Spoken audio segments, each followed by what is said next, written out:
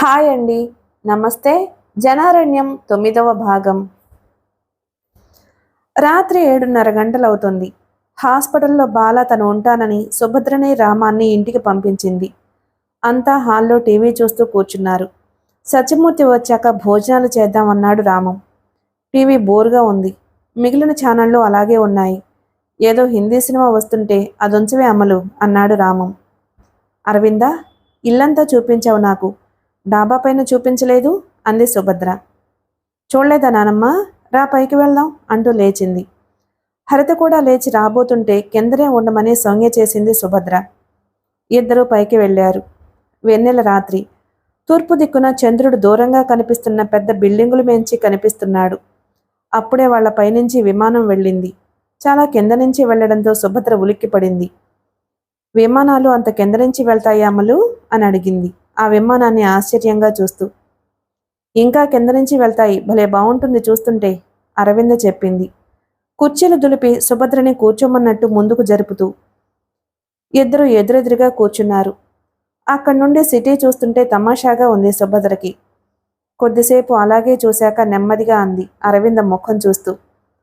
అమలు, అరవింద, నీకు తెలియకుండా నేను పని చేశానమ్మా. ఏం చేసావు నానమ్మ అంటూ నవ్వేసింది అరవింద. ముందు నీతో చెప్పుండాల్సింది, చిన్నపిల్లవి కాదు. పర్వాలేదు నానమ్మ, చెప్పేమిటో. అదేనమ్మా, బాలా ఆంటీని మన ఇంట్లోనే ఉంచుకుందామని ఆచార్యులు గారికి చెప్పాను అని చెప్పి మనవరాలి మొహంలోకి చూసింది. అదా, అసలు బాలా ఆంటీకి నేనే ఆ మాట చెబుదామనుకున్నాను నానమ్మ. ఇప్పుడంటే మీరొచ్చారు కానీ ఇంతకు ముందు దాకా ఒక్కదాన్ని చాలా బోరు కొట్టేది తెలుసా. అరవింద అలా అనడంతో ఆవిడ కాస్త తేలిక పడింది. మీరొచ్చినా బాలా ఆంటీని కూడా మన ఇంట్లోనే ఉంచుకుందాం నానమ్మ మళ్ళీ అంది అరవింద. అవుననుకో అమ్మా, కానీ ఎలా ఉంచుకుంటాం అంటూ మనవరాలి మొహంలోకి చూసింది. ఎలా అంటే ఎలా ఉంచుకోవచ్చు అమాయకంగా అడిగింది అరవింద. మీ నాన్న పెళ్లి చేసుకుంటే ఆమెను మన ఇంట్లోనే శాశ్వతంగా ఉంచుకోగలం అరవింద. అయితే డాడీతో చెబుదాం నానమ్మ. బాల అంత అవసరమా? ఆంటీ చాలా మంచిది నానమ్మ. ఆ రోజు ఆంటీయే డాడీని హాస్పిటల్లో చేర్చకపోతే ఎంత ప్రమాదం జరిగేదో. అవునట కదా, మీ నాన్న చెప్పాడు. నేను చెబుతాను, మీ నాన్నకి నువ్వు కూడా చెప్పు. ఏం చేసైనా సరే బాలను ఇక్కడ ఉండేటట్టు చేయమను. చెప్తాను నానమ్మ, డాడీ నా మాట కాదనరు. కాస్త భారం తీరినట్లు సుభద్ర లేచి అరవిందను దగ్గరకు తీసుకుని నుదుటి మీద ముద్దు పెట్టుకుంది. మరో గంటకి సత్యమూర్తి వచ్చాడు. అంతా భోజనాలయ్యాక హాల్లో కాసేపు కబుర్లు చెప్పుకుంటూ కూర్చున్నారు. 11 గంటలు కావస్తుంటే ఆవులిస్తూ సుభద్ర ఆ వెనకే హరిత వెళ్లి మంచం ఎక్కారు. సుష్టిగా భోజనం చేస్తుంటే నిద్ర ముంచుకొచ్చేస్తుందిరా అంటూ రామం మరో గదిలోకి వెళ్ళాడు. గుడ్ నైట్ అరు అని చెప్పి సత్యమూర్తి తన గదిలోకి వెళ్ళాడు. కుర్చీలో కూర్చుని భగవద్గీత తెరిచాడు. రోజు కనీసం పావుగంటైనా అది చదువుతాడు. ఇంతలో అరవింద్ వచ్చింది. ఎరా, నిద్ర రావడం లేదా కూతుర్ని అడిగాడు. వస్తుంది డాడీ అంటూ తండ్రి మంచం మీద కూర్చుంది. ఇక్కడ పడుకుంటావా? మరేదైనా మాట్లాడాలా? ఏ విషయంలో? బాలా ఆంటీ గురించి. ఆంటీ గురించా? అతను కొంచెం కంగారు పడ్డాడు. ఆమె మాట్లాడాలి అని అన్నప్పుడు శ్రీహర్ష గురించి చెబుతుందేమో అనుకున్నాడు. బాలా అనగానే అతనికేమీ అర్థం కాలేదు. అదే డాడీ, బాలా ఆంటీని ఇక్కడే ఉంచేసుకుందాం. ఆ మాటకి చప్పున కూతురి మొహం చూశాడు. నువ్వు ఏదైనా చేయి డాడీ, ఆంటీని ఇక్కడే ఉంచేసుకుందాం అనేసి వెళ్ళిపోయింది అరవింద. అతనికేమీ అర్థం కాలేదు. బాలతో అరవింద చాలా సన్నిహితంగా ఉన్నమాట నిజం. ఆమె ఒడిలో తలపెట్టుకుని కూతురు పడుకున్న సంఘటనలు అతని కళ్ల ముందు క్షణం కదలాడాయి. భోజనం చేయడానికి అరవింద బద్దకించిన 1-2 సందర్భాల్లో పోనీ నేను కలిపి పెడతాను అని అన్నం కలిపి ముద్దలు పెట్టిన సంఘటన అతని కళ్లల్లో కదిలింది. అంతేనా? ఆ సన్నిహితమేనా లేక అమ్మేమైనా చెప్పిందా అని అనుకున్నాడు.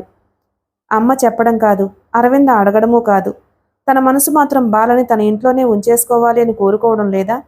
ఆమె సాన్నిహిత్యాన్ని ఆశించడం లేదా? ఆమె చెంతన తనకేదో స్వాంతనగా అనిపిస్తుంది. అది ఇప్పటిది కాదు. ఇప్పుడు వాళ్ళంతా ఆమెను ఇంటికి తెచ్చుకోమంటుంటే తను ఎందుకు డోలాయమానంలో పడుతున్నాడు? అతనికే అర్థం కావడం లేదు. కక్షలు కార్పణ్యాల మధ్య తన జీవితం ఎలా మలుపు తిరుగుతుందో తనకే తెలియడం లేదు. ఈ పరిస్థితుల్లో ప్రశాంతంగా జీవితం గడిపేస్తున్న ఆమె జీవితంలో ఆశలు రేపడం మంచిది కాదేమో అనుకున్నాడు. కానీ మనసు ఆమె వైపే పరిగెడుతోంది. అది మళ్ళీ వైవాహిక జీవితం గడపాలన్న కాంక్ష కాదు, ఒంటరితనాన్ని అధిగమించడానికి, మాటని మంచిని పంచుకోవడానికి ఒక తోడు కోసం. మనసున మనసై బ్రతుకున బ్రతుకై తోడుకు రుండిన అదే భాగ్యము, అదే స్వర్గము. 30 ఏళ్ల నాడు చూసిన ఓ సినిమా పాట. అప్పుడు ఆ పాటలో ఉన్న అర్థం పరమార్థం అతనికి తెలియవు, కానీ ఆ పాట తనకు ఇష్టంగా అనిపించేది. ఇప్పుడు ఆ పాటలో అర్థం పరమార్థం తనకి స్పష్టంగా తెలుస్తున్నాయి. ఆత్రేయ ఆ పాటను ఎంత భావయుక్తంగా అర్థవంతంగా రాశాడో ఇప్పుడు మళ్ళీ అతనికి తెలుస్తుంది. తోడొక రొండిన. నిజమే, ఆ జీవితం ధన్యమైనట్లే. ఇంతకాలం తను అనుభవించిన ఒంటరితనం ఎంతగా బాధిస్తుందో తెలిసొచ్చింది. బాలని మనస్ఫూర్తిగా ఆహ్వానించాలనుకున్నాడు. చేతిలో భగవద్గీత అలాగే ఉంది. మనసు ప్రశాంతంగా అనిపించేసరికి అలాగే కుర్చీలోనే నిద్రపట్టేసింది. ఎప్పుడో చటుకున మెలకువ వచ్చేసరికి లైటు వెలుగుతూనే ఉంది. పుస్తకం పక్కన పెట్టి లైట్ ఆర్పి మంచం మీద పడుకున్నాడు. బాల జ్ఞాపకాలు కదిలించాయి అతన్ని. యాక్సిడెంటు, రక్తపు మడుగులో తను, ఆసుపత్రి, హెచ్చరిక, ఒకదాని వెంట ఒకటి జ్ఞాపకాలు మళ్ళీ అతన్ని సతమతం చేస్తున్నాయి. Is it cell number? Yes, this is. నేను సౌత్ జోన్ డిఎస్పీ ఆఫీస్ నుంచి మాట్లాడుతున్నాను. మీరు? శ్రీహర్ష సార్. ఏం చేస్తున్నారు? MBA final student sir. ఒకసారి డిఎస్పీ గారిని కలవగలరా? ఎందుకు సార్? కంగారు పడకండి, చిన్న ఇన్ఫర్మేషన్ కోసం. ఇన్ఫర్మేషనా? అవును, ఓసారి రండి, ఈవినింగ్ 5కి. ఓకే. అవతల లైన్ కట్ అయింది. శ్రీహర్షకి ఏమీ అర్థం కాలేదు. కొంచెం ఆందోళనగానూ అనిపించింది. టైం చూసుకున్నాడు. మధ్యాహ్నం 2 గంటలైంది. భోజనం చేసి రూమ్కి వెళ్ళి కాసేపు అటు ఇటు మంచం మీద దొర్లాడు. తొందరగా టైం 5 గంటలైతే బాగుండును అనుకున్నాడు. 5:15 గంటలకు బయలుదేరి ఖచ్చితంగా వాళ్ళు చెప్పిన సమయానికి డిఎస్పీ ఆఫీస్కు వెళ్ళాడు. తన పేరు చెప్పగానే వెంటనే అతన్ని డిఎస్పీ రూంలోకి పంపారు. శ్రీహర్ష? డిఎస్పీ రంగనాథం అడిగాడు. Yes sir. కూర్చో. అతను కూర్చున్నాక రంగనాథం అతని మొహం కేసి పరిశీలనగా చూశాడు. ఇబ్బందిగా ఫీల్ అయ్యాడు శ్రీహర్ష. మిస్టర్ శ్రీహర్ష, మొన్న, అంటే అంతకు ముందు రోజు మండే, ఈ సెల్ నెంబర్కి మీ సెల్ నుంచి ఒక కాల్ వచ్చింది. మీ మీద అటాక్ జరగబోతుంది, జాగ్రత్త అని అంటూ కాగితం మీద వేసిన సత్యమూర్తి సెల్ నెంబర్ చూపించాడు రంగనాథం. అప్పటికి శ్రీహర్షకి పరిస్థితి అర్థమైంది. నువ్విచ్చిన క్యాషన్తో సత్యమూర్తి గారు, అంటే ఆ సెల్ ఫోన్ వ్యక్తి అలర్ట్ అయ్యారు, సేవ్ అయ్యారు. ఆయన కారును వెంబడించిన కారుని, అందులో ఉన్న డ్రైవర్తో సహా 4గురిని అదుపులోకి తీసుకున్నాం. ప్రస్తుతానికి ఇదంతా కాన్ఫిడెన్షియల్.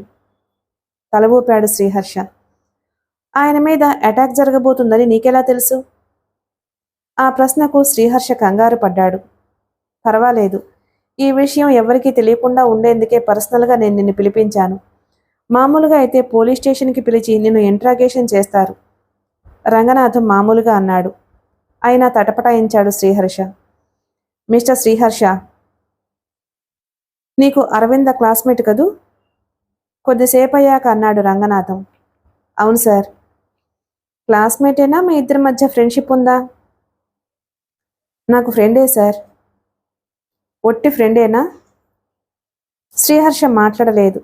చేతి వేళ్ళు గోళ్ళు సవరించుకున్నాడు. సత్యమూర్తి డాక్టరే అరవింద అని తెలుసు కదా? తెలుసు sir. Then don't hesitate to relieve that. నువ్వు నిజం చెప్పడం వల్ల మా ఇన్వెస్టిగేషన్ సరైన దారిలో కొనసాగుతుంది. అసలైన దోషుల్ని పట్టుకోగలుగుతాం. మరో విషయం, ఈ 4 గోడల మధ్య నువ్వు ఏం చెప్పినా అది రెండో కంటి వాడికి తెలియదు. నీకు తెలిసిన విషయాలన్నీ చెప్పు శ్రీహర్ష. ఒక పోలీస్ ఆఫీసర్లా కాకుండా ఒక శ్రేయోభిలాషిలా అడిగాడు, ఒక పెద్ద మనిషిలా అడిగాడు. చెబుతాను సార్. అంతకు ముందు కూడా ఆయనపై హత్యా ప్రయత్నం జరిగింది అన్నాడు శ్రీహర్ష. అంతకు ముందా? కనుబొమ్మలు ముడిచాడు రంగనాథం. అవును సార్ అంటూ తనకు వెంకటేశంతో పరిచయం, అతని ధోరణి, అనంతరం జరిగిన పరిణామాలన్నింటినీ చెప్పాడు శ్రీహర్ష. అదే, వెంకటేశం ఒకరోజు బజార్లో కనిపించాడు సార్. అంటే ఆదివారం మామూలుగా పలకరించాను. మర్డర్లు చేయటం లేదా అని జోక్ చేశాను. తాను ఆ పని మానేశానన్నాడు, కానీ నేను నమ్మలేదు. నిజం, అమ్మ తోడన్నాడు సార్. గురు, మొన్న నా యాక్సిడెంట్లో బతికి బయటపడ్డాడు ఆయన మీద ఇయాలో రేపో అటాక్ జరగబోతుంది అన్నాడు సార్. ఈ విషయం తెలియగానే సత్యమూర్తి గారిని అలర్ట్ చేయాలనుకున్నాను. కానీ నాకు ఆయన నెంబర్ తెలియదు. అరవింద్కి ఫోన్ చేసి అడుగుదామన్నా ఎందుకు ఏమిటి అనే సవాలక్ష ప్రశ్నిస్తుంది. ఎలాగో మొత్తం మీద ఆ రాత్రి ఆయన నెంబరు సాధించాను. రాత్రి ఎంత ప్రయత్నించినా సెల్ అందలేదు. చివరికి మర్నాడు మధ్యాహ్నం గాని ఆయన ఫోన్ దొరకలేదు చెప్పాడు శ్రీహర్ష. అంతా విన్నాక 10 సెకండ్లు కళ్ళు మూసుకుని ఏదో ఆలోచిస్తున్నట్లు ఉండిపోయాడు రంగనాథం. ఈ సంగతులన్నీ అరవింద్కు తెలుసా? కళ్ళు తెరిచి నెమ్మదిగా అడిగాడు. తెలీదు సార్. కంగారు పడుతుందని ఏ విషయమూ చెప్పలేదు. గుడ్. Anyhow thanks Sriharsha. ఒక పెద్ద రాకెట్ మూటాన్ని ఛేదించడానికి ఒక క్లూ దొరికింది. Thanks once again. శ్రీహర్ష లేచాడు. రంగనాథం అతనికి షేక్ హ్యాండ్ ఇచ్చాడు. ఇప్పుడు నువ్వు ఇక్కడికి వచ్చింది, నాకు చెప్పింది అంతా మర్చిపో అన్నాడు Ranganatham. Thank you sir. DSP రంగనాథానికి నమస్కారం పెట్టొచ్చేశాడు శ్రీహర్ష. ఆఫీస్ నుంచి 10 గజాలు బయటికి రాగానే సెల్ ఫోన్ రింగ్ అయింది. తీసి చూస్తే అరవింద. ఆ నెంబర్ చూడగానే నాలుక కరుచుకున్నాడు. హలో అన్నాడు. నా పేరు అరవింద. MBA final. కాలేజీ పేరు తెలుసనుకుంటాను. ఆమె ఎంత వ్యంగ్యంగా అన్నదో దాన్ని బట్టే అర్థమైంది అతనికి ఆమె ఎంత కోపంగా ఉందో. సారీ అరవింద అని ఏదో చెప్పబోయాడు శ్రీహర్ష. ఎందుకు నీ బోడి సారీ? మొన్న లైబ్రరీకి వస్తానన్నావు, రాలేదు. అటు మొన్న పార్కుకు వస్తానన్నావు, నిన్న కాలేజీకి వస్తానన్నావు, రాలేదు. ఇప్పుడు నీకోసం 40 మినిట్స్ నుంచి పిచ్చిదానిలాగా వెయిటింగ్. అది కాదు అరవింద, నీ దగ్గరికే బయలుదేరాను. ఓ ముఖ్యమైన పనితో తప్పనిసరిగా తిరగాల్సి వచ్చింది. ప్లీజ్ ఈ ఒక్కసారికి అర్థం చేసుకో ప్లీజ్. ఫోన్లో ఆమెను బ్రతిమలాడుతూనే గబుక్కున ఆటో ఎక్కి ఎక్కడికి వెళ్లాలో చెప్పాడు శ్రీహర్ష. ఓకే. నువ్వు ఇప్పుడు ఎక్కడ ఉన్నావో నాకు చెప్పనక్కర్లేదు. జస్ట్ 10 మినిట్స్లో ఇక్కడుండు. హాఫ్ మినిట్ కూడా నేను వెయిట్ చేయను ఖరాఖండిగా చెప్పేసింది అరవింద. టైం చూసుకున్నాడు శ్రీహర్ష. ఏ ట్రాఫిక్ జామ్లు లేకపోతే 2 నిమిషాల్లో ఆమెను చేరుకుంటాడు. లేకపోతే అరవిందకి చాలా కోపం వస్తుందని అతనికి తెలుసు. ఒకసారి ఆమెకి బాగా కోపం వచ్చింది. 4 రోజులు కన్నెత్తి చూడలేదు, పలకరించలేదు. అసలు పరిచయమే లేనట్లు ప్రవర్తించింది. ఆటో డ్రైవర్తో తొందరగా పోనీయమని చెప్పి ఆమె చిన్నపిల్ల మనస్తత్వానికి నవ్వుకున్నాడు. ఏ అవాంతరమూ రాలేదు. 2-3 నిమిషాల ముందే ఆమె దగ్గరకు చేరుకున్నాడు. 2 మినిట్స్ బిఫోర్ వచ్చాను ఉత్సాహంగా అన్నాడు. ఏం కాదు, నీ టైం తప్పు. నా వాచ్లో టైం హాఫ్ మినిట్ ఎక్కువైంది అంటూ లేచింది. అబ్బారు, ఇండియన్ పంక్చువాలిటీ గంట లేటు ఎక్సెప్షన్ అంటూ ఆమె చేతులు పట్టుకుని కూర్చోపెట్టాడు. నవ్వేస్తూ ఆమె కూర్చుంది. సారీ అరు, ఒక ముఖ్యమైన పని. నీకిన్నాళ్ళు చెప్పలేదు. మా బాబాయ్ గారు ఇక్కడే ఒక ప్రైవేటు కంపెనీలో పనిచేసేవాడు. 5 ఏళ్ల క్రితం అనుకుంటాను. ఎర్రగడ్డ ఏరియాలో ఓ స్థలం కొనుక్కున్నారు. ఆ విషయం మా నాన్నగారికి సంతోషంగా ఉత్తరం కూడా రాశారు. మా నాన్నగారు ఆనందించారు. మా బాబాయ్ అప్పుడప్పుడు వెళ్ళి స్థలం చూసుకుంటూనే ఉన్నాడు. అలా ఓసారి వెళ్ళి చూసేసరికి ఆ స్థలం ఆ పక్కనున్న మరో 2 ఫ్లాట్లు ఎవరో కబ్జా చేశారు. దాని గురించి విచారించి ఎంత ప్రయత్నించినా సాధ్యం కాదు. రౌడీలతో మా బాబాయ్ ఏమీ చేయలేకపోయారు. అది భగవాన్ దాస్ అని ఓ రియల్ ఎస్టేట్ వ్యాపారి మనుషులు చేసిన పని. 5-6 లక్షలు ఖరీదు చేసే స్థలం 50,000 చేతిలో పెడతాం పొమ్మన్నారు. పోలీసులకు చెప్పినా ప్రయోజనం లేకపోయింది. వాళ్ళు ఆ కబ్జాదారులకే లొంగిపోయారు. కోర్టుకు వెళ్తే సంవత్సరాలు పడుతుంది. కేసు తేలేటప్పటికి నేను ఉంటానో పోతానో అని బాబాయ్ బాధపడ్డాడు. దాంతో బాబాయ్ బాగా కృంగిపోయారు. ఒక విధమైన డిప్రెషన్కి లోనయ్యారు. చివరికి బాబాయ్ కుటుంబాన్ని మా నాన్నగారు మా ఊరు తీసుకొచ్చేశారు. ఆ స్థలం గురించి నా చేతనైన ప్రయత్నం చేస్తున్నానరు. ఆ పనుల మీదే తిరుగుతున్నాను. I'm sorry Harsha. ఆ సంగతి నాకు చెప్పుంటే మా డాడీతో మాట్లాడేదాన్ని. ఈ విషయంలో మా డాడీ హెల్ప్ చేసుండేవారు. అవసరమైతే మీ డాడీకి చెబుదాం. ప్రస్తుతానికి అదో కొలుక్కొచ్చేటట్టుంది. సరే, డాడీకి చెప్పమంటే చెబుతాను. అప్పుడే వద్దు. వాతావరణం గంభీరంగా మారడంతో ఇద్దరూ కొద్దిసేపు మౌనంగా ఉండిపోయారు. సారీ, నీ మూడంతా పాడు చేశానా? శ్రీహర్ష అన్నాడు ఆమె చెయ్యి తన చేతిలోకి తీసుకుంటూ. అదేం లేదు పద. అలా నడుచుకుంటూ వెళ్ళి ఏదైనా మంచి హోటల్లో కాఫీ తాగుదాం అంటూ లేచింది అరవింద. శ్రీహర్షకి కాఫీ తాగాలనుంది. ఇద్దరు నడుచుకుంటూ బయలుదేరారు. సిటీకి దూరంగా ద్రాక్ష తోటల్లో ఉన్న ఫామ్ హౌస్లో, అది రంగనాథం బంధువుది. రాత్రి 7 గంటల సమయంలో రంగనాథం సత్యమూర్తి కూర్చున్నారు. భార్గవ్ ఏమయ్యాడు, రానున్నాడా అడిగాడు రంగనాథం సత్యమూర్తిని. కొంచెం లేటుగా వస్తానన్నాడు. సరే, వచ్చాక మీ ఇద్దరు లిక్కర్ తీసుకుందరు గాని అన్నాడు రంగనాథం. అలాగే, తొందరేమీ లేదు. ఇంతకీ నువ్వెందుకు రమ్మన్నావు? ఊరికేనా? ఊరికే కాదు, చాలా విషయాలు చెప్పాలి. చాలానా? నొసలు చిట్లించాడు సత్యమూర్తి. ఎస్, మీ రియల్ ఎస్టేట్ వ్యాపారుల ఆగడాల గురించి. ఇప్పుడు గుర్తుకొచ్చాయా మీకు? అయినా మా వాళ్ళు అధికార పార్టీ వాళ్ళకి ఎప్పుడూ అరుస్తుండే ప్రతిపక్షాలకు ఏమాత్రం తేడా లేకుండా ముట్ట చెబుతూనే ఉన్నారు కదా. సత్యమూర్తి వ్యంగ్యం రంగనాథానికి అర్థమైంది. అవును, కానీ పాపం కూడా పండితేనే ఫలితం అనుభవించేది. పాపం పండిందంటావా? ప్రస్తుతానికి కొంత మేరకు. గుడ్. అయితే ఏం చేయబోతున్నారు మీ పోలీసులు? రంగనాథం మాట్లాడలేదు.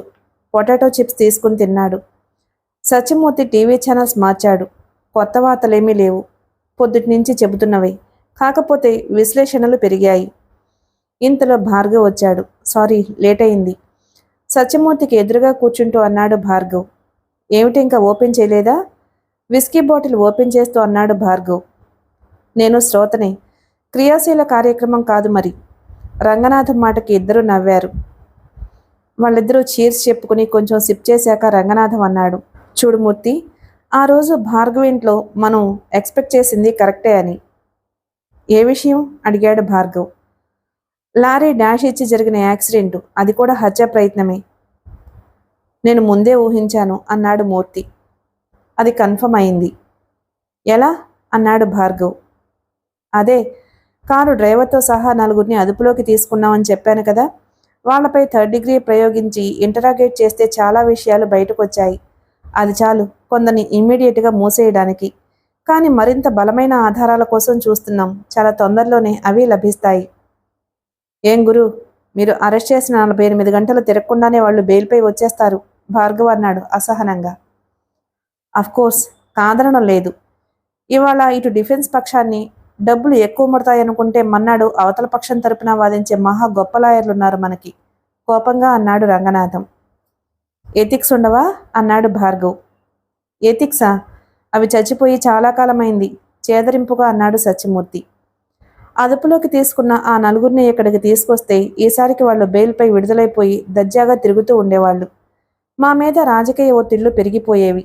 అందుకే వాళ్ళని ఇక్కడికి తీసుకురాకుండా నందిగామలోనూ ఉంచకుండా నమ్మకమైన మరో చోటు ఉంచాను. రేపు వాళ్ళని కోర్టులో ప్రొడ్యూస్ చేస్తాను. వాళ్ళు ఏమైపోయారో తెలియక వాళ్ళను పంపించిన వాళ్ళు తేలికుట్టిన దొంగల్లా గింజుకుంటున్నారు.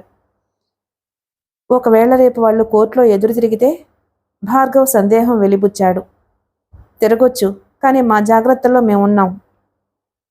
ఎక్కడితో ఈ అవినీతి అరాచకాలు ఆగిపోతాయి అనుకుంటున్నావా? మూర్తి అడిగాడు సాలోచనగా. శాశ్వతంగా రూపుమాపడం ఎవ్వరికీ సాధ్యం కాదు, కానీ మూర్తి, భయానికి కొంతకాలం పాటు అరాచకాలు ఆగుతాయి.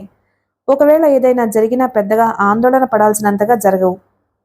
అది నిజమే అన్నాడు భార్గవ్. అయితే మా ఆపరేషన్ సంచలనమైనా కావాలి, లేదా జావగారిపోవాలి. ప్రతిసారి ఏదో సాధించి పొంగిపోవాలనుకుంటాం, కానీ ప్రజాప్రతినిధులు మా ఉత్సాహం మీద నీళ్లు పోస్తూ ఉంటారు. రంగనాథం స్వరంలో కసి, బాధ, కోపం ఒక్కసారిగా కలబోసినట్లు ధ్వనించాయి. అతని ఆవేదన గ్రహించిన ఇద్దరూ ఏమీ మాట్లాడలేదు.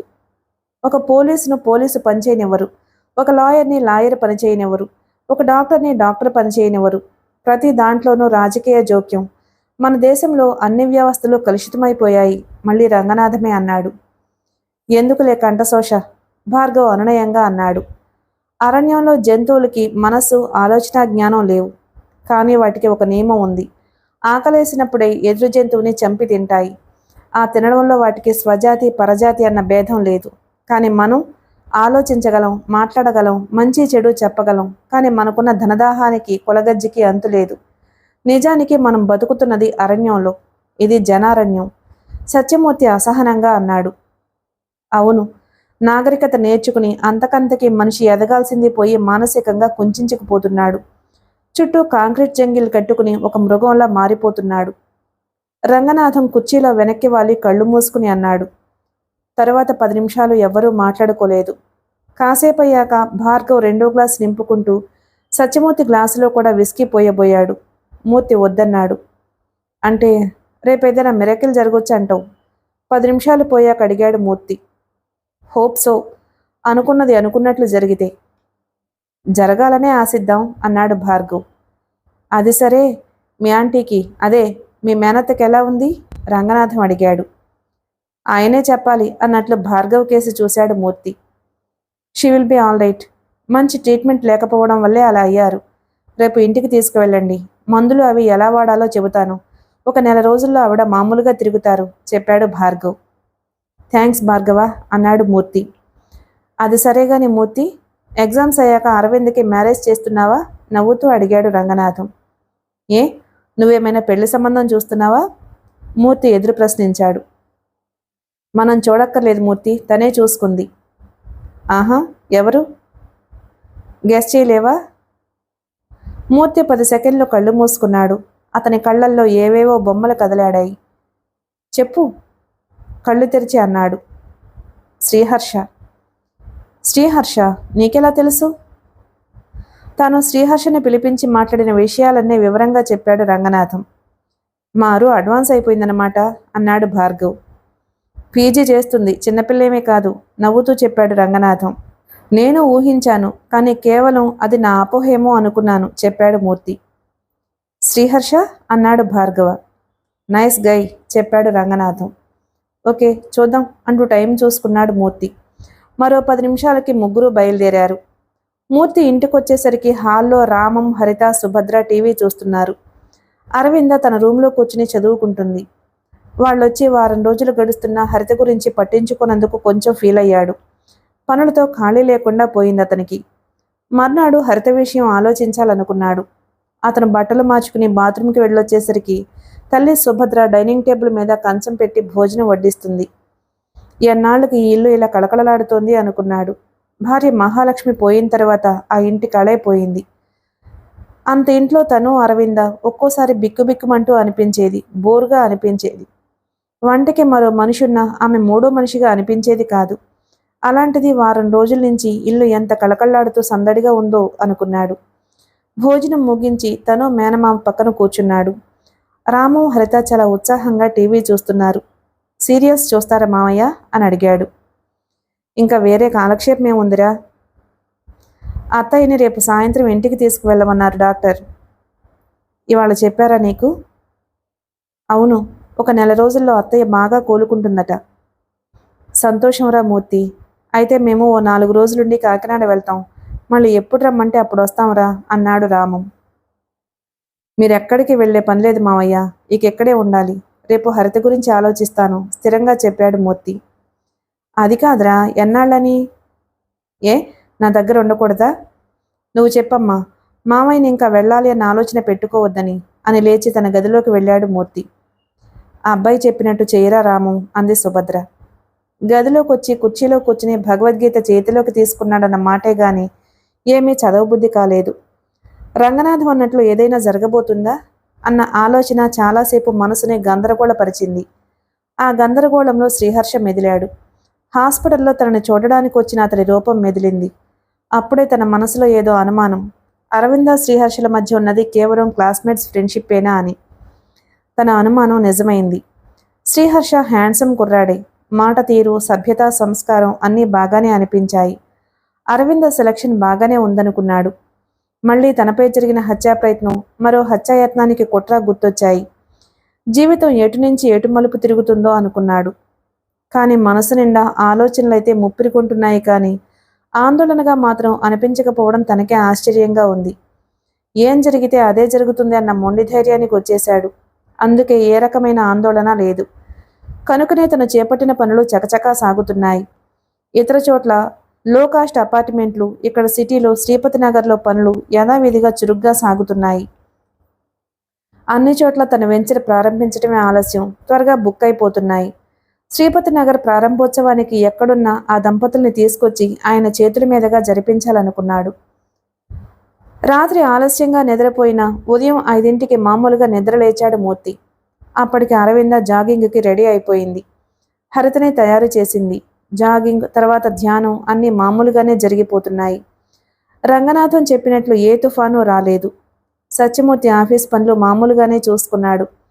విజయవాడలో లో కాస్ట్ అపార్ట్మెంట్ నిర్మాణానికి సంబంధించిన వర్క్ కాంట్రాక్ట్ ఫైనలైజ్ చేశారు.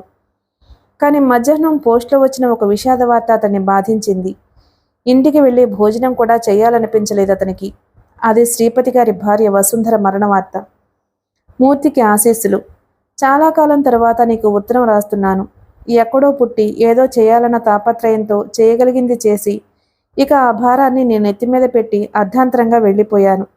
ఆ భారాన్ని నువ్వు సక్రమంగా మోస్తున్నావని తెలిసి మనసారా ఆనందపడిపోయాను. కాశీ, ప్రయాగ, హరిద్వార్, ఋషికేశ్ ఓపికలతో నిమిత్తం లేకుండా మేమిద్దరము తిరిగాము. చివరికి కొన్నాళ్ల పాటు హరిద్వార్లో ఉండాలనుకుని అక్కడికొచ్చాము. రోజు పవిత్ర గంగానదీమ తల్లి నదిలో స్నానం చేయటం, మెడిటేషన్, భగవన్నామ సంకీర్తనం మా మనసులు ఎంతో ప్రశాంతత పొందాయి. ఏ దుఃఖము మమ్మల్ని చేరలేదు, ఏ ఆలోచనలు మమ్మల్ని డిస్టర్బ్ చేయలేదు.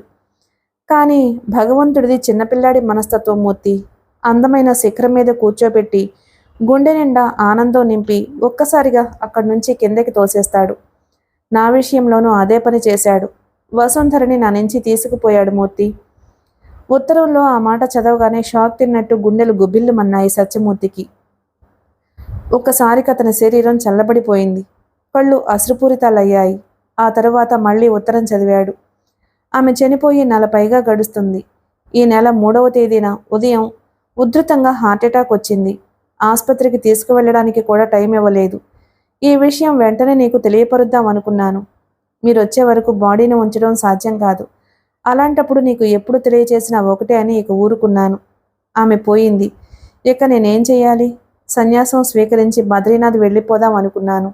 4 రోజులు తీవ్రంగా ఆలోచించాను. నిద్రాహారాలు లేకుండా కావాలనే శరీరాన్ని తప్పింపజేశాను. 5వ రోజు కాళ్ళు తేలిపోతూ కళ్ళు తిరిగిపోతుంటే ఆశ్రమంలో రొట్టె తిని పాలు తాగాను. కాసేపటికి కాస్త సత్తు వచ్చింది. ఆశ్రమం నుంచి బయటకొచ్చాను. ఎదురుగా బక్కచిక్కిన ఓ కుర్రాడు కనిపించాడు. వాడి ఒంటి మీద గుడ్డ సరిగా లేదు. వాడు ఎప్పుడు తిండి తిన్నాడో కళ్ళల్లో జీవం లేదు. అప్పుడు నాకు జ్ఞానోదయం అయింది మూర్తి. నేను సన్యసిస్తే ఈ సమాజానికి ఒరిగేదేముంది అని. దీనజనోద్ధరణకు పూనుకుంటే ఆ భగవంతుడు వచ్చే జన్మకైనా పుత్రశోకం లేకుండా చేస్తాడేమో అనిపించింది. అనాథ పిల్లల్ని ఆదుకోవాలి అని నిర్ణయించుకున్నాను. అందుకే సన్యాసం పుచ్చుకోవాలన్న నిర్ణయాన్ని మార్చుకున్నాను. తిరుగు ప్రయాణం పట్టాను. ఇప్పుడు అరుణాచలంలోని రమణ మహర్షి ఆశ్రమానికి వచ్చాను. నా ఈ చివరి మజిలీలోని చరమాంకంలో తీసుకున్న నిర్ణయానికి నీ సహకారం ఉంటుందని ఆశిస్తూ ఆశీస్సులతో శ్రీపతి, రమణాశ్రమం, అరుణాచలం. ఆ ఉత్తరం 2 సార్లు చదివాడు సత్యమూర్తి. ఎన్నిసార్లు చదివినా అదే భావం, అవే అక్షరాలు. వెంటనే రమణాశ్రమం టెలిఫోన్ నెంబర్ కనుక్కుని రిసెప్షనిస్ట్కి చెప్పాడు. పావుగంటలో ఆమె రమణాశ్రమం నెంబరు చెప్పింది. వెంటనే డయల్ చేశాడు.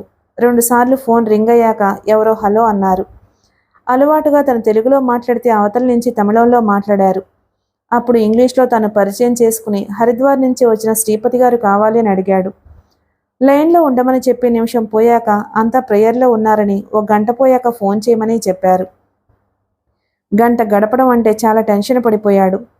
ఆయన మాట వింటున్నాను అన్న ఉద్వేగం ఒక్కసారిగా చికాగ్గా మారిపోయింది. బాగా ఆకలిగా అనిపించింది. కాఫీ తెప్పించుకుని తాగాడు. టైం చూశాడు. వాళ్ళు ఆ మాట చెప్పి పావుగంట కూడా కాలేదు. ఇంటికి బయలుదేరాడు. సుభద్ర, రాము ఆసుపత్రికి వెళ్ళారు. అరవింద అప్పటిదాకా చదివి నిద్రపోతుంది. హరిత టీవీ చూస్తుంది. సత్యమూర్తి బట్టలు మార్చుకుని కాళ్ళు చేతులు వాష్ చేసుకుని వచ్చేసరికి బాల భోజనం వడ్డించింది. అన్నం తినాలని లేదు బాలా అన్నాడు సోఫాలో కూర్చుంటూ. ఏ, ఒంట్లో బాగలేదా అంటూ బాల అతని మొహం కేసి చూసింది. బాగానే ఉంది. ఒక సాడ్ న్యూస్, మనసు బాగోలేదు. ఏం జరిగింది? వచ్చి సోఫాలో అతని పక్కన కూర్చుంటూ అడిగింది. శ్రీపతి గారి ఉత్తరం అంతా చెప్పాడు. అది నీకు చాలా బాధ పెట్టే విషయమే, నేను అర్థం చేసుకోగలను అంది బాల. మా అమ్మనే మరిపించిందావిడ. ఎంతో అభిమానంగా చూసుకుంది. అలాంటి వాళ్ళు 100కి1 ఆచార్యులు బాబాయ్ గారిలా అనునయంగా అంది బాల. ఆ దంపతులే లేకపోతే నేను ఎక్కడ ఉండేవాణ్ణో, ఎలా ఉండేవాణ్ణో. అలా పదే పదే ఆవిడనే తలుచుకున్నాడు.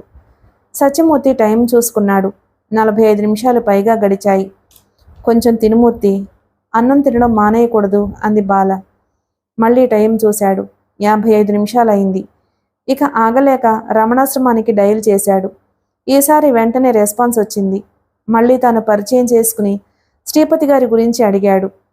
2 నిమిషాలు రిసీవర్ అలా ఉద్వేగంతోనే చెవి దగ్గర ఉంచుకున్నాడు సత్యమూర్తి. మరో అర నిమిషం గడిచాక హలో అన్న పిలుపు వినిపించింది గంభీరంగా. ఆ స్వరం వెంటనే గుర్తుపట్టాడు మూర్తి. సార్, నేను సత్యమూర్తిని అన్నాడు తన్నుకొస్తున్న ఉద్వేగాన్ని అణుచుకుంటూ. Murthy, how are you my boy? అదే ఆత్మీయమైన పలకరింపు.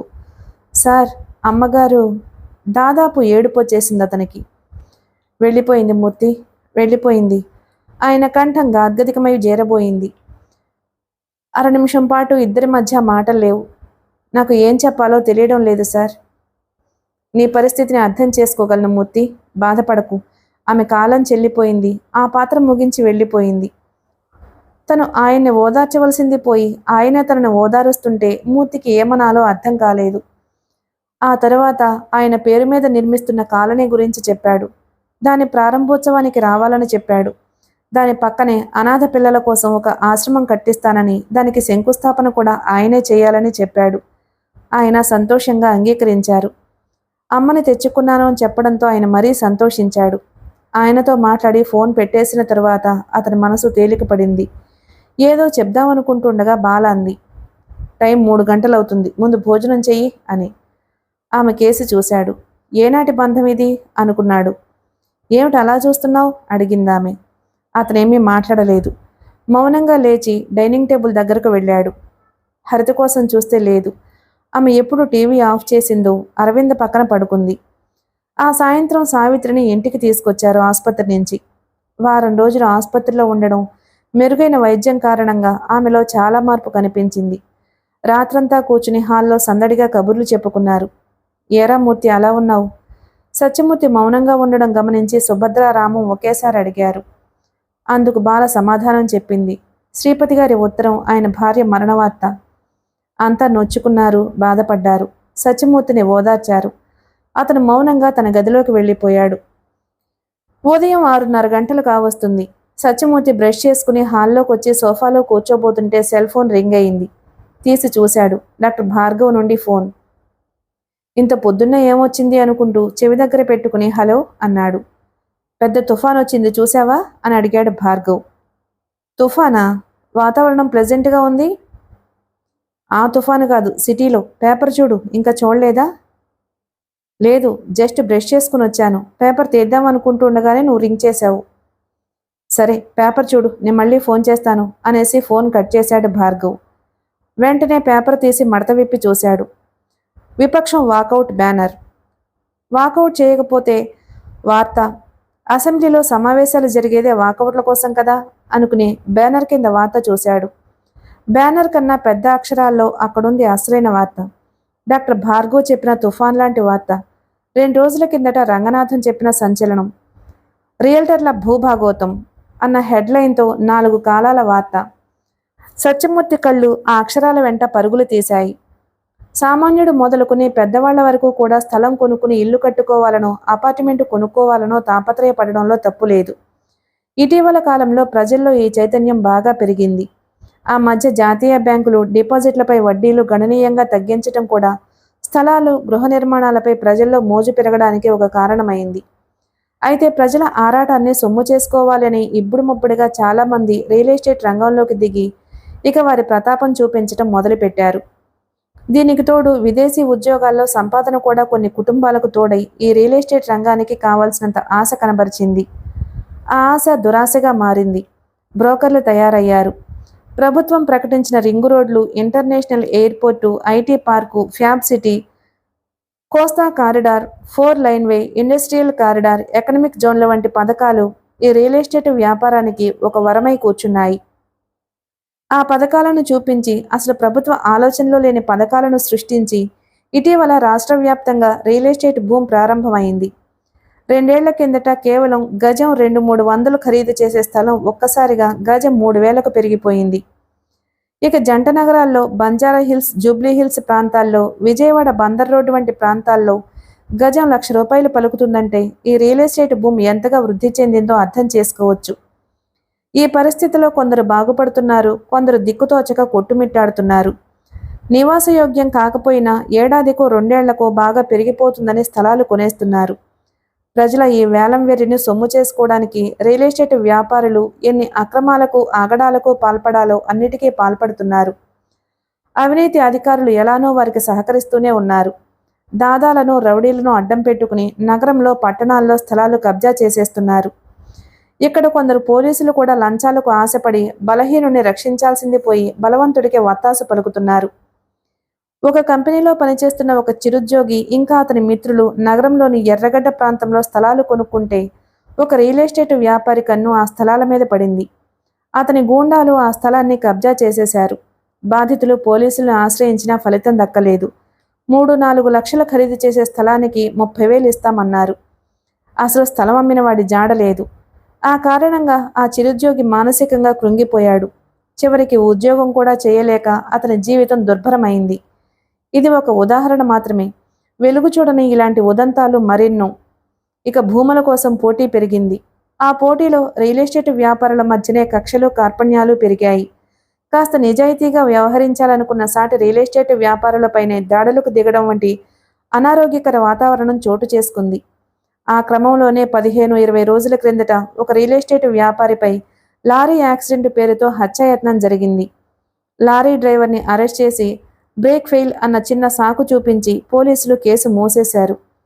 సరిగ్గా వారం కిందట అదే రియల్ ఎస్టేట్ వ్యాపారిని హత్య చేయడానికి కొందరు గూండాలు ప్రయత్నిస్తూ ఉండగా అనుమానాస్పదంగా సంచరిస్తూ ఉండడంతో ఒక అంబాసిడర్ కారు డ్రైవర్తో సహా 4 నందిగామ వద్ద పోలీసులు అదుపులోకి తీసుకున్నారు. ఆ 4 ఇంటరాగేట్ చేస్తే అనేక ఆసక్తికర విషయాలు వెలుగు చూశాయి.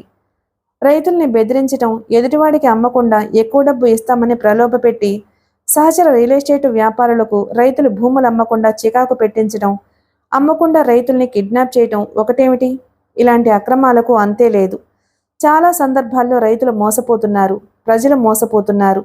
దీనికి తోడు బ్రోకర్లు చేసే అక్రమాలు సరే. ఆ అరాచకాలకు పాల్పడేవారికి జాకీ అనే ఒక లారీల బ్రోకర్, ఇంకా షంసీర్ దాదా, అక్కల్ సింగ్, పండుబాబు వగైరా రౌడీ షీటర్ల అండా కావాల్సినంత ఉంది. ఆ పేపర్ వార్త ఇంకా చాలా ఉంది. ఆ వార్త మధ్యలో బాక్స్ ఐటంగా అంబాసిడర్ కారుతో సహా 4 అరెస్ట్, మారణాయుధాలు స్వాధీనం, వెంకటేశం అరెస్ట్, వారిపై హత్యకు కుట్ర కేసు నమోదు అన్న వార్త వేశారు. ఇంతలో సెల్ ఫోన్ రింగ్ అయింది. ఆ ఫోను రంగనాథం నుండి. సంచలన వార్త చదివారా అడిగాడు. ఇప్పుడే చదివాను. నీ మిత్రుల్ని అరెస్ట్ చేయడానికి మా వాళ్ళు కదిలారు. నా మిత్రులా? అదే, పోనీ ప్రత్యర్థులు. ఆ 4 వెంకటేశం అనేవాడిచ్చిన స్టేట్మెంట్ ఆధారంగా భగవాన్ దాసు, పరమేశ్వర్, జ్ఞానలింగం, మస్తాన్ రెడ్డిలను అదుపులోకి తీసుకున్నాం. మరోపక్క ఐటీ దాడులు కూడా ప్రారంభమయ్యాయి. సత్యమూర్తి ఏమీ మాట్లాడలేదు. మరొకళ్ళైతే తన మీద హత్యా ప్రయత్నం చేసిన వారిని అరెస్ట్ చేసినందుకు థ్యాంక్స్ చెప్పి పోలీసుల్ని అభినందించేవాడు. ఆ మాటే అడిగాడు రంగనాథం. ఏమిటి సైలెంట్గా ఉండిపోయావు, కనీసం మాకు థ్యాంక్స్ చెప్పకుండా అని. ఏం మాట్లాడమంటావు? రియల్ ఎస్టేట్ రంగం మీద ఒక పెద్ద మచ్చపడినందుకు సంతోషించమంటావా? ఇదొక పెద్ద గోల్మాల్ అని జనానికి తెలిసిపోయినందుకు ఆనందించమంటావా అన్నాడు సత్యమూర్తి వేదనగా. నువ్వు ఆలోచిస్తున్నట్లే అందరూ ఆలోచిస్తే అసలు దుస్థితి రాదు కదా మూర్తి. అలాంటి వ్యక్తులు, అలాంటి ఆలోచనలు లేకపోబట్టే ఈ పరిణామాలు. అవును. ఈ మొత్తం ఎపిసోడ్ వెనకాల ఉన్నదెవరో తెలుసా? ఎవరు? అరవింద ఫ్రెండు శ్రీహర్ష. శ్రీహర్ష? అదెలా? ఆ వార్తలో ఎర్రగడ్డలో భూకబ్జాకి బలైన చిరుద్యోగి శ్రీహర్ష బాబాయ్ అట. ఆ సంఘటనే అతన్ని బాగా కదిలించింది. అది చేసింది భగవాన్ దాస్ మనుషులు. ఆ తరువాత నీ మీద జరిగిన దాడికి వీటికి సంబంధించిన ఆధారాలు సేకరించాడు. తన ఫ్రెండ్ ద్వారా ఆ విలేకరిని పరిచయం చేసుకుని తనకు తెలిసిన సమాచారం అందించాడు. మిగిలింది ఆ విలేకరి సేకరించి ఆ వార్త కథనం రూపొందించాడు. సో మాకు చెప్పకపోయినా అతనికి థ్యాంక్స్ చెప్పు. ఓ గాడ్. సరే, గుడ్ మార్నింగ్, ఉంటాను మరి అని ఫోన్ కట్ చేశాడు రంగనాథం. ఇంతలో కాఫీ కప్పు తెచ్చింది బాల. అరవింద్ కూడా కాఫీ కప్పుతో వచ్చి తండ్రి పక్కనే సోఫాలో కూర్చుని పేపర్ తీసింది. మొదటి పేజీలో హెడ్లైన్స్ చదివింది. రియల్టర్ల భూభాగోతం అన్న చోట ఆమె చూపులు ఆగిపోయాయి. డాడీ, మీ మీద వార్త చదివారా అని అడిగింది. చదివాను. కాఫీ త్వరగా తాగేసి తను గబగబా చదివేసింది. ఏమిటి డాడీ, ఈ వ్యాపారంలో ఇన్ని మిస్చిప్స్ ఉంటాయా? అవును, హత్య ప్రయత్నం. ఆ రోజు యాక్సిడెంట్ జరిగింది నీకే కదూ? అంటే అది కాకపోవచ్చు, మరేదైనా జరిగి ఉంటుంది. కాదు డాడీ, శివాలయం సమీపంలో రాశారు కదా, మీకు జరిగిన యాక్సిడెంటే. సత్యమూర్తి మాట్లాడలేదు. ఒకసారి శ్రీహర్షకి ఫోన్ చెయ్యి అన్నాడు. శ్రీహర్షక? ఎందుకు? రమ్మని చెబుతాను. అరవింద్కి ఏమీ అర్థం కాలేదు. అతనికి రింగ్ చేసి ఓసారి ఇంటికి రమ్మంది. డాడీ పిలుస్తున్నారంది. 20 నిమిషాల్లో వచ్చాడు శ్రీహర్ష. రంగనాథం హాల్లోనే కూర్చుని ఉన్నాడు. కూర్చోమన్నట్లు చెయ్యి చూపించాడు. అరవింద ఆ వార్త చదివి అక్కడే కూర్చుంది. వెంకటేశం అనేవాడు నీకు తెలుసా? సత్యమూర్తి అడిగాడు అతన్ని. అవునండి. అతను ఎలా తెలుసో క్లుప్తంగా చెప్పాడు. స్టూడెంట్వి, ఈ వ్యవహారాల్లో తలదోచడం ఎందుకు? వాళ్ళొట్టి రాస్కెల్స్. ఇప్పుడు అరెస్టులంటూ జరిగిన రాజకీయ పలుకుబడితో వెంటనే బయటికి రాగలరు. అయిందేదో అయిపోయింది. ఇంకా ఈ విషయాలు మర్చిపో. నేను అనుకున్నది ఇంతవరకే సార్. అది సాధించగలిగాను. మిగిలిన విషయాలు నేను పట్టించుకోనండి, స్థిరంగా చెప్పాడు శ్రీహర్ష. అతనిలో ఈ పట్టుదలకి కారణం అడిగాడు మూర్తి. తన బాబాయ్ ఉదంతం వివరించాడు శ్రీహర్ష. సరే, జాగ్రత్త. నీ పేరు బయటకు రాకుండా చూసుకో. నిజానికి అతనికి ఏదేదో చెప్పాలనుకున్నాడు మూర్తి. ఏమీ చెప్పలేకపోయాడు. అరవింద కాఫీ తెచ్చిచ్చింది. కాసేపు చదువుల గురించి మాట్లాడుకున్నారు. తరువాత ఓ అరగంట కూర్చుని శ్రీహర్ష వెళ్ళిపోయాడు. టీవీ ఆన్ చేశాడు మూర్తి. ఫ్లాష్ న్యూస్ స్క్రోలింగ్ చూపిస్తున్నారు. రియల్ ఎస్టేట్ అక్రమార్కుల అరెస్ట్ అంటూ భగవాన్ దాస్, జ్ఞానలింగం, మస్తాన్ రెడ్డి, ముక్తార్, జగదీష్, వెంకారెడ్డి ఇంకా మరికొందరిని ఈ ఉదయం పోలీసులు అరెస్ట్ చేశారు. స్క్రోలింగ్ చూపిస్తున్నారు. త్వరగా తయారయ్యి 8ంటికే మూర్తి వసుంధర కన్స్ట్రక్షన్స్ ఆఫీస్కి వెళ్ళిపోయాడు. అతను ఆఫీస్కి వెళ్లేసరికి మేనేజర్ ప్రభాకర్, లలితానంద్ వచ్చి ఉన్నారు. సత్యమూర్తి రాగానే ప్రభాకర్ అతని దగ్గరకు వెళ్ళి నిల్చున్నాడు, ఏమైనా చెబుతాడేమో అని. ఆ వెనకే లలితానంద్ వచ్చాడు. ఏమిటి, టెన్షన్ పడుతున్నారా? వాళ్ళిద్దరినీ చూడగానే అడిగాడు సత్యమూర్తి. అవునో కాదో అన్నట్లు తలలు ఊపారు. ఏం వర్రీ కాకండి, 99% మనకేమీ కాదు, ప్రశాంతంగా పనిచేసుకోండి అన్నాడు. అతను అలా చెప్పగానే వాళ్ళిద్దరూ కాస్త కుదుటపడ్డారు. ఉదయం పేపర్ వార్త, టీవీ వార్తలు చూడగానే వాళ్ళకి కాళ్ళు చేతులు ఆడలేదు. అందుకే హడావిడిగా ఆఫీస్కి వచ్చేశారు. కంగారు పడొద్దని వాళ్లకు చెప్పాడే గాని పరిస్థితులు ఎలా ఉంటాయో అతనికే అర్థం కావడం లేదు. అతను మధ్యాహ్నం భోజనానికి ఇంటికి కూడా వెళ్ళలేదు. అరవింద ఫోన్ చేసింది. బాల కూడా ఫోన్ చేసింది. అర్జెంటు పనిలో ఉండి రాలేకపోయానని వాళ్లకు చెప్పాడు. బాల నెమ్మదిగా అడిగింది ఫోన్లో, ఏం కాలేదు కదా అని. తనకేం కాదని, తన వ్యాపారంలో అక్రమాలు లేవని స్థిరంగా చెప్పాడు. అతని మాటలు ఆమె విశ్వసించింది. పైకి మామూలుగా ఉన్న అతను లోపల టెన్షన్ పడ్డాడు. రోజు మామూలుగానే గడిచిపోయింది. ఆఫీస్ నుంచి 7 గంటల సమయంలో డాక్టర్ భార్గవ్కి ఫోన్ చేశాడు. హాస్పిటల్లో ఉన్న ఎమర్జెన్సీ కేసు అన్నాడు భార్గవ్. ఇంటికి వచ్చేశాడు. అంతా హాల్లో కూర్చున్నారు. అరవింద తన రూంలో కూర్చుని చదువుకుంటుంది. బాల ముఖంలో అంత హుషారు అనిపించలేదు అతనికి. ఆమెకు పరిస్థితులు తెలుసు. అతను ఏదో టెన్షన్లో ఉన్నాడని కూడా ఆమెకు అర్థమైంది. అతను బట్టలు మార్చుకుని వచ్చి హాల్లో కూర్చున్నాడు. బాల మినహా మిగతా వాళ్ళంతా ఉత్సాహంగా టీవీ చూస్తున్నారు. మధ్యాహ్నం కూడా భోజనానికి రాలేదు, భోజనం చేస్తావురా అని అడిగింది సుభద్ర. అతనికి ఆకలిగానే అనిపిస్తోంది. తింటానన్నట్టు తల ఊపాడు. బాలకేసి చూసింది సుభద్ర. అతనికి భోజనం పెట్టమన్నట్లు. బాల లేచి వెళ్ళి అన్నం వడ్డించింది. రియల్ ఎస్టేట్ వార్త దరిమిలా జరిగిన సంచలనం, అరెస్టులు, ఏసీబీ, ఐటీ దాడులు జరిగి 10 రోజుల పైనే గడిచిపోయాయి. దానికి సంబంధించిన వార్తా కథనాలు 1 అర 2 రోజులకు 3 రోజులకు వస్తూనే ఉన్నాయి. దీనిపై అసెంబ్లీలో పెద్ద దుమారం చెలరేగింది. అపార్ట్మెంట్ల నిర్మాణాలు, స్థలాల లేఅవుట్లకు అక్రమంగా లైసెన్సులు ఇచ్చిన కొందరు అధికారుల్ని కూడా సస్పెండ్ చేశారు. అరెస్ట్ అయిన వారికి కోర్టులో బెయిల్ దొరకలేదు. సత్యమూర్తి తలపెట్టిన శ్రీపతి నగర్ పనులు చురుగ్గా సాగుతున్నాయి. రోడ్లు వేస్తున్నారు. మిగిలిన ఇన్ఫ్రాస్ట్రక్చర్ పనులు జరిగిపోతున్నాయి. తల్లినే, సావిత్రిని, మేనమామనే, బాలనే తీసుకువెళ్లి ఆ పనులు చూపించాడు. ఇక ప్రారంభోత్సవ కార్యక్రమం 4 రోజులు ఉందనంగా రామం కాకినాడ వెళ్ళొస్తానని బయలుదేరాడు. 2 రోజులు గడిచాయి. ఆ రోజు ఉదయం శ్రీపతి గారు వచ్చారు. సత్యమూర్తి స్వయంగా ఎయిర్పోర్టుకు వెళ్ళి ఆయన తీసుకొచ్చాడు. ఆయన్ని చూడగానే అందరికీ అదో చెప్పలేని అనుభూతి కలిగింది. ఆయన ముఖంలో అద్భుతమైన వర్చస్సు, దబ్బపండు లాంటి శరీర ఛాయ, నెరిసిన తల, తెల్లటి గడ్డం, తెల్లటి మల్లెపువ్వు లాంటి లాల్చీ వేసుకుని తెల్ల పంచి లుంగీలా కట్టుకున్నారు. తల్లిని, మేనమామని, మేనత్తని అందరినీ పరిచయం చేశాడు సత్యమూర్తి.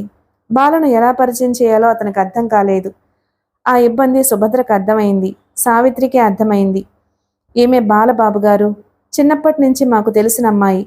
మూర్తిలాగే ఆమె విధివంచితురాలు. అందుకే గతించిన కోడలి స్థానంలో తెచ్చుకున్నాను. తమరు ఆశీర్వదించండి.